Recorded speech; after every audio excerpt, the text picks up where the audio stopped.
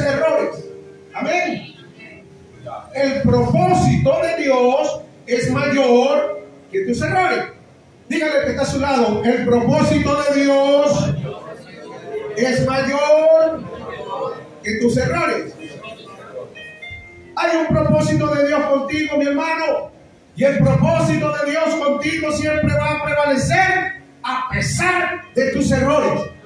¿Por qué? ¿Por qué? Porque la Biblia dice en Filipenses capítulo 1, versículo 6, estando convencido de esto, que el que en vosotros comenzó la buena obra, la perfeccionará hasta el día de Cristo Jesús. Y el que comenzó la buena obra en ti fue el Espíritu Santo. No fuiste tú, fue el Espíritu Santo que la comenzó. Es el Espíritu Santo quien la va a perfeccionar y es el Espíritu Santo quien la va a terminar. Lo que comenzó el Espíritu Santo no lo puedes perfeccionar tú, sino que Él mismo prometió que lo perfeccionaría y lo terminaría hasta el día de Cristo nuestro Señor. Amén. En el Salmo 138, capítulo 8 dice: Jehová cumplirá su propósito en mí. Oh Jehová, tu misericordia es para siempre. No desampare las obras de tu mano. Escuche bien, Dios prometió cumplir su propósito en cada uno de nosotros. Él fue el que nos llamó, Él fue el que nos escogió, Él fue el que nos eligió y Él fue el que nos predestinó. Y la Biblia dice que Él va a cumplir su propósito en ti. Amén. Hay personas que han cometido pecados graves o errores graves, porque recuerden que yo primero que nada les acabo de decir que vengo de ser pastor y soy pastor de centros de rehabilitación. Esas ovejitas cuando llegan allí son gente muy mala, gente muy torcida, gente con errores graves, pero que Cristo les ama, porque Dios no mira lo que miran los hombres. Los hombres miran lo que está delante de sus ojos, pero Dios mira el corazón. Y cuando hay personas que vienen y personas que han cometido errores, personas que han cometido pecados graves, yo les digo lo que dice la Biblia, mi amado hermano. En Primera de Juan, capítulo 2, versículo 1, dice: hijitos míos, estas cosas os escribo para que no pequéis. Pero si alguno peca, abogado tenemos delante del Padre, a Jesucristo el justo. Amén. Pero si cometes un error o cometes un pecado y eres un cobarde y no quieres seguir caminando con Dios o sirviendo en la obra de Dios, le digo también las siguientes palabras.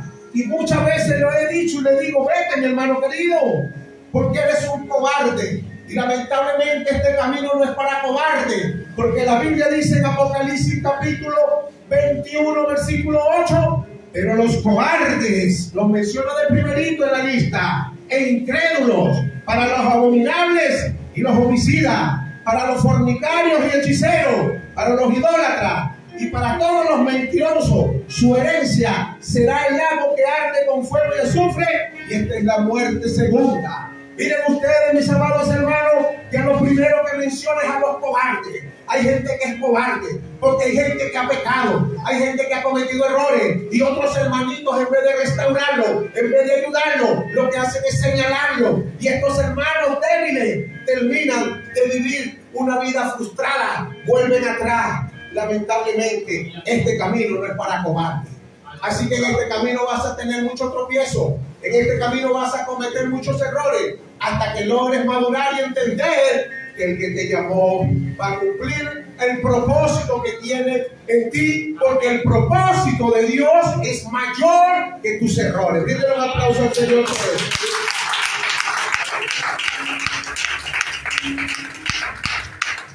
Miren, mis amados, David fue el escritor del Salmo 138:8, que dice que Jehová cumplirá su propósito en mí.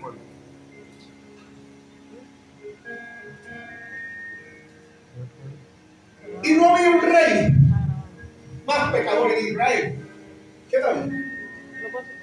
En 2 de Samuel capítulo 11, versículo 1 al 5 dice: y aconteció al año siguiente, en el tiempo que los reyes suelen salir a la guerra, que David envió a Joab junto con sus servidores y con todo Israel.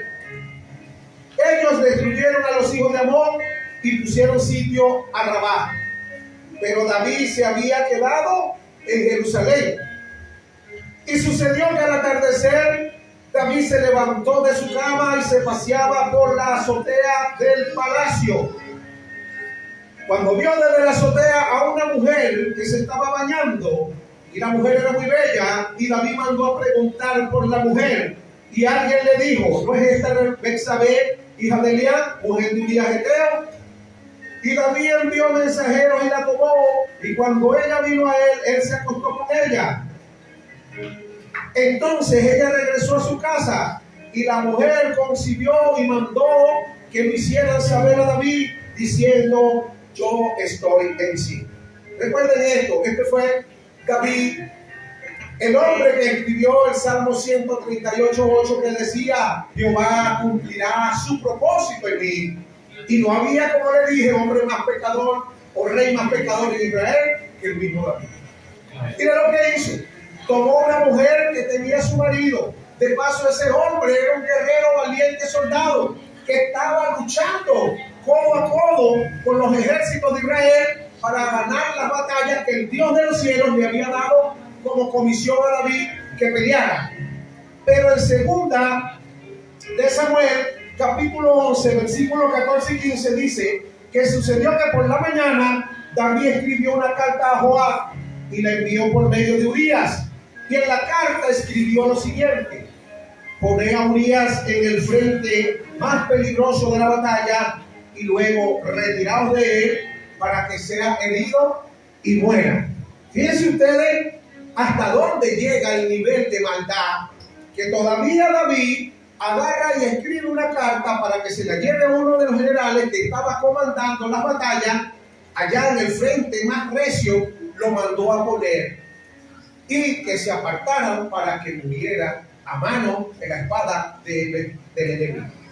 Y aún con todo y eso, cuando la Biblia nos enseña, nos dice que David, con todo su mal comportamiento, fue el hombre que escribió que Jehová cumplirá su propósito en él. En 2 de Samuel, capítulo 8, versículo 4 al 6, dice que David capturó a 1,700 jinetes y 20,000 hombres de infantería, y desarretó David a todos los caballos de carro, pero dejó de ellos solo 100 carros. Los sirios de Damasco fueron para ayudar a Hadadezer, rey de Saba, y David hirió a 22,000 hombres de los sirios.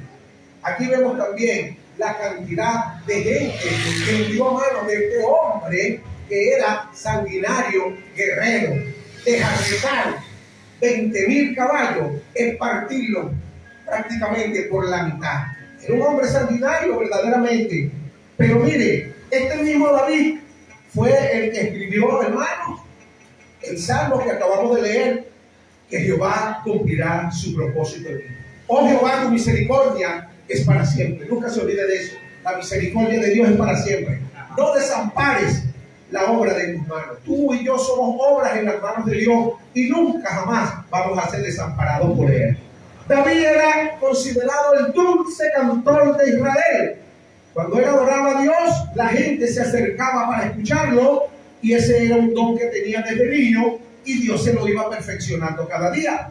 En 1 de Samuel, capítulo 16, verso 23, dice que sucedía que cuando el espíritu malo de parte de Dios venía sobre Saúl, David tocaba el arpa y la tañía con su mano, y Saúl hallaba alivio y se sentía mejor. Y el espíritu malo se apartaba de él. Ahora, una de las grandes preguntas que yo me he hecho: ¿cómo es posible que este hombre, o cómo hacía este hombre para desconectar sus hechos de hacía unas cuantas horas para luego conectarse con Dios de una manera sobrenatural? Tanto así que Dios mismo dijo que David era un hombre conforme a su corazón.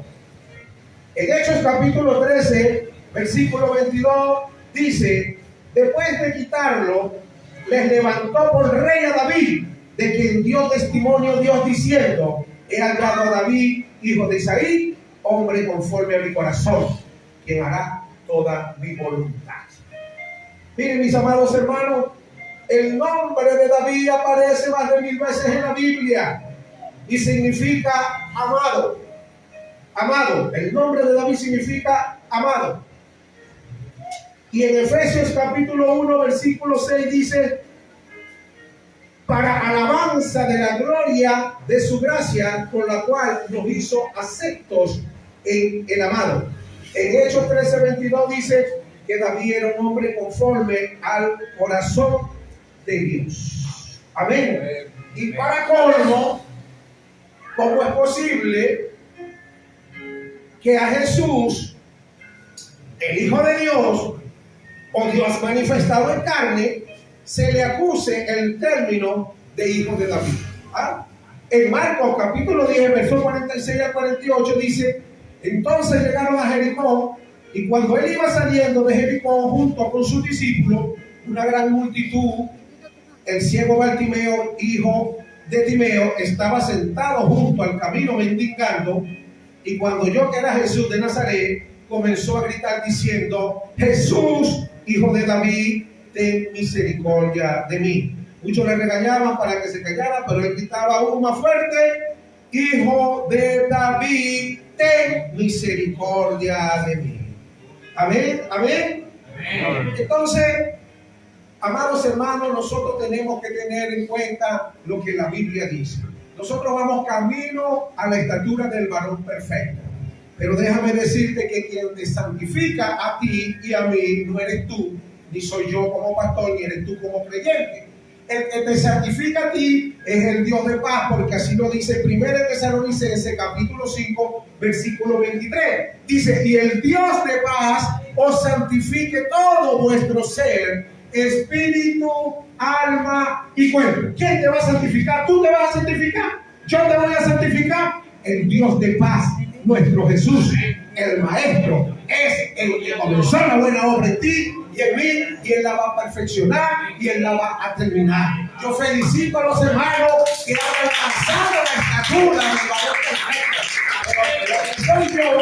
Yo sé si ustedes también, hoy todavía camino. Le digo a muchos: no me critiques, porque todavía soy obra en las manos de Dios y no ha sido concluida la obra que Dios está haciendo en mí. Todavía voy camino, no he llegado. Así que no me busques la parte mala, porque me vas a conseguir muchas. Pero déjame decirte que con todo eso, Dios va a cumplir su propósito en cada uno de nosotros. Porque Dios dice en el libro de Jeremías Números, capítulo 19, versículo 23, que Dios no es hombre para mentir, ni tampoco es hijo de hombre para arrepentirse. Lo que Dios dijo que iba a hacer contigo, lo va a hacer. Solamente tienes que aprender a tener paciencia y a esperar, porque el único maestro que tiene paciencia y nunca se agota ni se cansa de hacerte la prueba 1, 2 y 3 y hasta 4, hasta que apruebe, se llama Jesús. Si tú no pasas la prueba, la vas a volver a repetir, y nuestro maestro tiene paciencia de esperar por ti. Algunos van adelante, más adelantados que nosotros, pero nosotros continuamos, porque Él dijo que Él iba a cumplir el propósito en nosotros, y eso hay que creer. Mire, la Biblia dice en 1 Corintios capítulo 1, versículos 28 y 29, que Dios ha elegido lo vil del mundo y lo menospreciado del mundo, lo que no es, para deshacer lo que es, a fin de que nadie se jacte delante de Dios. Amén. Y a mí me gusta leer la Biblia, porque Dios me muestra que David era un hombre conforme a su corazón. Era un hombre que era íntegro, que se arrepentía de las cosas que hacía de corazón, pedía perdón. Pero Dios no oculta las debilidades de sus grandes hombres, como Elías, como Pablo, como todos los grandes hombres. Así que nosotros, hermanos, usted y yo no debe sentirse mal, porque tal vez usted tiene una batalla. No hay peor batalla que peleamos, lo que peleamos batalla, que la interna. Porque la batalla que nosotros tenemos interna es más fuerte que la externa. En la externa es fácil, Cuando yo llegaba al centro de rehabilitación, había 50, 60, 80 muchachos y yo empezaba a orar y se endemoniaban. Y yo lo que hacía era decir, sal fuera, suéltalo en el nombre de Jesús. Era fácil porque Dios nos dio un diablo vencido. ¿Tú sabes lo que se pelea la batalla más difícil? La pelea que tú tienes interna contigo mismo. Porque el mismo apóstol Pablo en Romanos capítulo 7 decía que él no hacía el bien que él quería, sino el mal que no quería. Y él decía, incluso en el versículo 24, exclamó diciendo, miserable de mí, ¿quién me librará de este cuerpo de muerte? Así que mis amados hermanos, yo les voy a decir una cosa. Cuando Dios tiene un propósito, debes saber que el propósito de Dios es mayor que tus errores. Y cuidado con atacar el propósito de Dios en alguien, porque ese es otro error. Hay personas que les gusta estar señalando a los demás. Dios tiene un propósito con cada uno de nosotros. Así que tenemos que tener muchísimo cuidado. Porque el Proverbio, capítulo 19, verso 21, dice que muchos son los planes del hombre, pero al final solo el propósito de Dios prevalece. ¿Ok? Saúl fue quitado por Dios. Y una de las cosas que hacía el rey Saúl era atacar y procuraba matar a David, que era un hombre con propósito de Dios. Así que el que aborrece a su hermano es un asesino, lo dice la Biblia. En Primera de Juan, capítulo 3, versículos 14 y 15 dice, nosotros sabemos que hemos pasado de muerte a vida porque amamos a los hermanos. El que no ama permanece en muerte. Y todo aquel que odia a su hermano es un homicida. Y sabéis que ningún homicida tiene vida eterna permaneciendo en él. Por eso tenemos que tener cuidado de no juzgar ni criticar a nadie, y menos a nuestros hermanos, porque la Biblia dice en Mateo capítulo 7, versículo 1 al 5, no juzguéis para que no sea juzgado, porque con el juicio con que juzguéis seréis juzgados, y con la medida con que medís os medirá. Porque mira la viga de paja que está en el ojo de tu hermano y deja de ver la viga que está en tu propio ojo. ¿Cómo dirás a tu hermano, deja que yo saque la viga de tu ojo? Y aquí que la viga está en el tuyo. Hipócrita, saca primero la viga de tu propio ojo y entonces podrás ver para sacar la viga del ojo de tu hermano. Así que todo tiene que ver con el propósito de Dios. Hasta los errores que cometen las ovejas ayudan al pastor, y los errores del pastor también ayudan a las ovejas. ¿A qué? A amar y a perdonar, hermano. Esto es una batalla. Mire, usted sabe una cosa que nosotros tenemos que aprender, que esta es la iglesia. Esta iglesia es la iglesia perfecta de hombres imperfectos. Así que díganle a su hermano, bienvenido a la iglesia perfecta de hombres imperfectos. Amén. Mira lo que dice la Biblia en 2 de Samuel 33:5. Dice, no es así mi casa para con Dios, pues él ha hecho conmigo un pacto eterno. Ha ordenado en todas las cosas y seguro, aunque mi plena salvación y todo mi anhelo, él no los haga todavía prosperar. David está diciendo, aunque mi casa no es lo que tú quieres que yo sea, tú tienes un pacto conmigo. Dios tiene un pacto con nosotros, aunque nosotros no somos lo que Dios quiere que seamos todavía, ¿ok? Porque una cosa piensa el hombre y otra cosa piensa Dios. Nuestros pensamientos, según Isaías, ¿verdad? Capítulo 8, versículo 5 dice que nuestros pensamientos no son los pensamientos de Dios. Amén. Entonces, ¿qué pasa con esto? Hay cosas que usted piensa que tal vez no son, pero el que comenzó la buena obra en usted la va a perfeccionar. Y él va a cumplir su propósito en usted. Amén. Así que el propósito de Dios es más grande que tus errores. A veces nosotros mismos, escúcheme bien, y hablo por mí, para no involucrar a todos los pastores, hablo por mí. Les voy a decir, a veces nosotros mismos ni descubrimos el propósito de Dios en nosotros, ni respetamos tampoco el propósito de Dios en los demás. Mire, yo le voy a contar una parodia de 3 árboles. Usted sabe que había 3 árboles que desde pequeñitos en el bosque ellos oraban a Dios. Muchos le oraban. El primero de ellos decía: yo oro para hacer un cofre de lujo donde alguien muy rico guarde algún día un gran tesoro. Tenía sueños, como todos los cristianos cuando comenzamos a caminar. ¿Cuántos sueños no tenemos nosotros?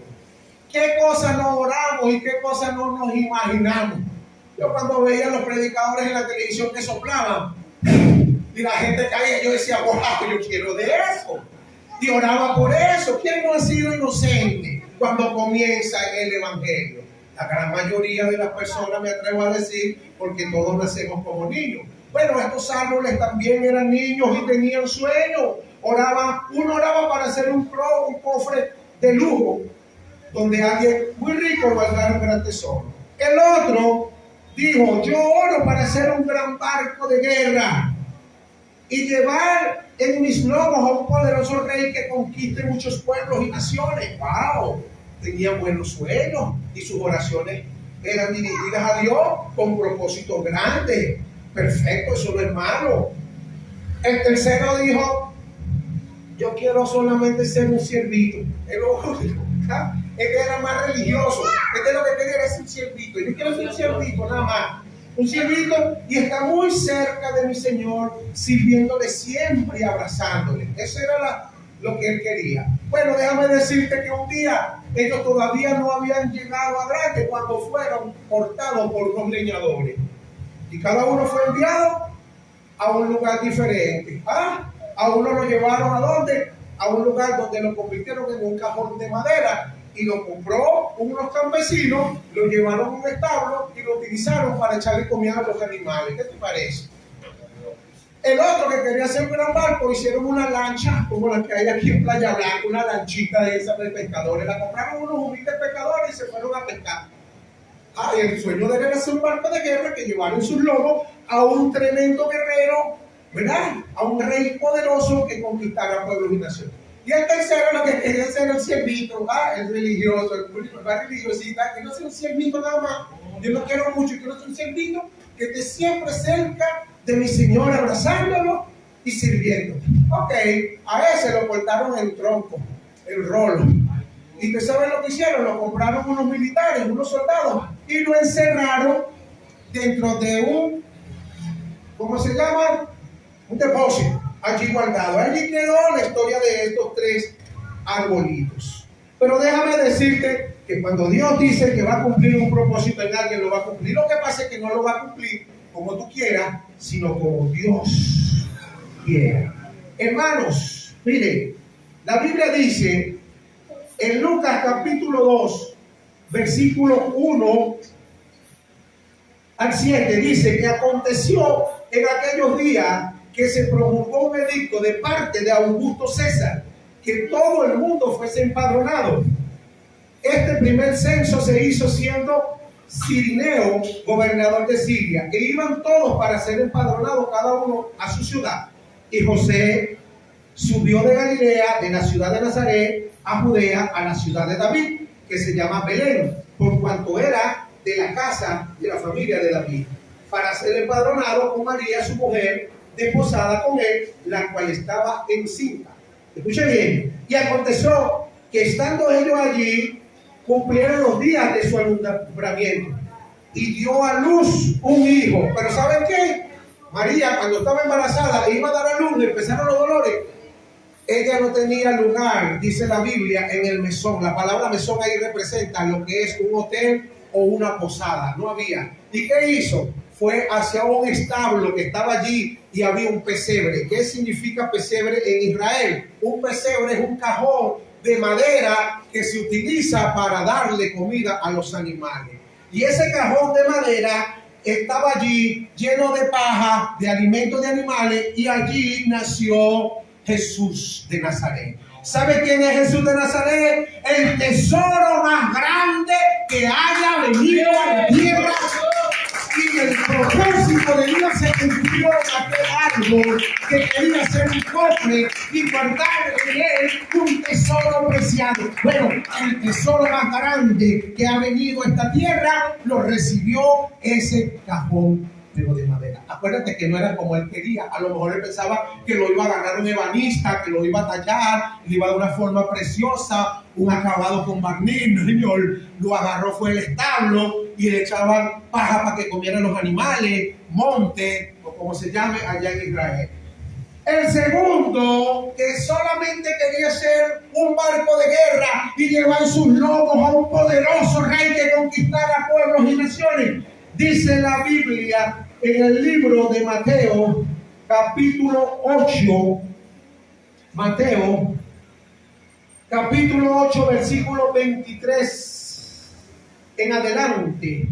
Dice, Mateo 8, 23. Ok, dice que y entrando él en la barca, sus discípulos le siguieron. Y aquí que se levantó en el mar una tempestad tan grande que las olas cubrían la barca, pero él dormía. Y vinieron sus discípulos y le despertaron diciendo: Señor, sálvanos que perecemos. Y él le dijo: ¿por qué teméis, hombres de poca fe? Entonces levantándose reprendió a los vientos y al mar, y se hizo grande bonanza. Y los hombres se maravillaron diciendo: ¿qué hombre es este que aún los vientos y el mar le obedecen? ¿Saben qué hombre es ese? Ese es el Rey de Reyes, el Señor de Señores, el guerrero más poderoso que ha tenido la historia en el mundo entero. El propósito de Dios en aquella lanchita que había sido comprado por unos humildes pescadores también se cumplió, pero no como él quería. Él quería ser un barco de guerra que llevara en sus lomos a un rey que conquistara pueblos y naciones, pero se cumplió. En sus lomos estuvo nada más y nada menos que el rey más poderoso que ha existido sobre toda la faz de la tierra, el que todavía aún sigue conquistando pueblos y naciones. Y el otro, el ciervito, el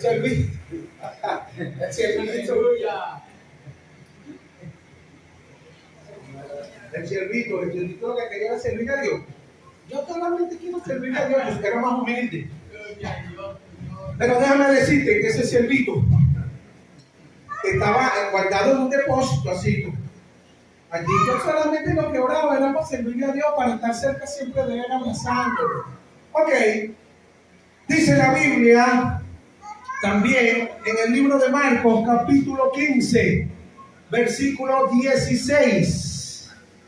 Marcos 15, 16 en adelante.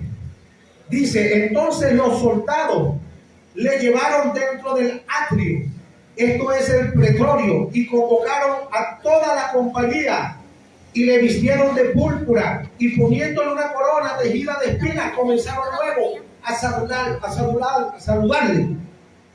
Ok, y a burlarse de él diciéndole: oh salve, rey de los judíos. Y le golpeaban en la cabeza con una caña y le escupían, y puesto de rodillas le hacían reverencia. Después de haberle escarnecido, le desnudaron de púrpura. Bueno, total que agarraron a aquel hombre, lo golpearon, lo ultrajaron, y el ciervito que estaba metido, escondido en ese depósito, escuchaba la bulla de la gente que venía gritando por las calles en aquel momento, pero no sabía lo que pasaba, hasta que al ciervito, aquel árbol que lo había convertido en unos rolos, lo sacaron de donde estaba y lo pusieron en cruz.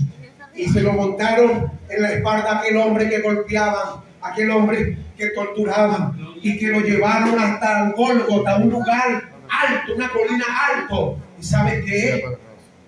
El ciervito pudo entender que Dios había cumplido su propósito en él. Hasta el día de hoy, en los libros, en los videos y en muchos lugares está la foto del ciervito así arriba, y Jesús, nuestro Rey, el Señor, el Dios eterno, abrazando a aquel ciervito que solamente oraba porque quería servirle a Dios. Dios también cumplió su propósito en él, y así como Dios cumplió el propósito en todos ellos, también va a cumplir su propósito en ti, y también va a cumplir su propósito en mí. Tal vez no como nosotros nos los imaginamos, tal vez no como tú querías, Pero déjame decirte que Dios no es hombre para mentir. Y tú no estás aquí por casualidad. A ti te llamó fue el Señor. A ti no te convenció ningún evangélico que predique bonito. A ti no te convenció nadie. La Biblia dice en Juan capítulo 6, versículo 44, ninguno, dijo Jesús. Y cuando Jesús dice ninguno, es ninguno. Puede venir a mí si el Padre que me envió no le trajere. Así que tú estás en Cristo porque el Espíritu Santo te convenció. Porque es el único que convence al hombre de pecado, de juicio y de equidad. Tú debes de alegrarte porque tú eres una persona que Dios llamó con un propósito. Y yo te voy a decir algo: Dios no va a descansar hasta que cumpla lo que prometió que va a cumplir tu vida. Ponte sobre tus pies, alaba lo que Él vive. Ponte sobre tus pies, vamos a darle gracias a Dios. Gloria a Dios. Muchas madres lloran por sus hijos, pero no te preocupes por eso.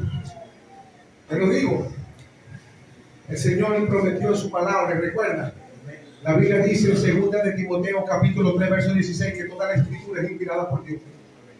Eso no es que lo dijo Pablo, que lo dijo Pedro, que lo dijo Pablo, lo dijo Dios. Y si Dios lo dice, ¿hay algo imposible para Dios? La Biblia dice que no hay nada imposible para Dios. Pero una cosa es imposible para Dios: es imposible que Dios mienta. ¿Quiere que te diga algo?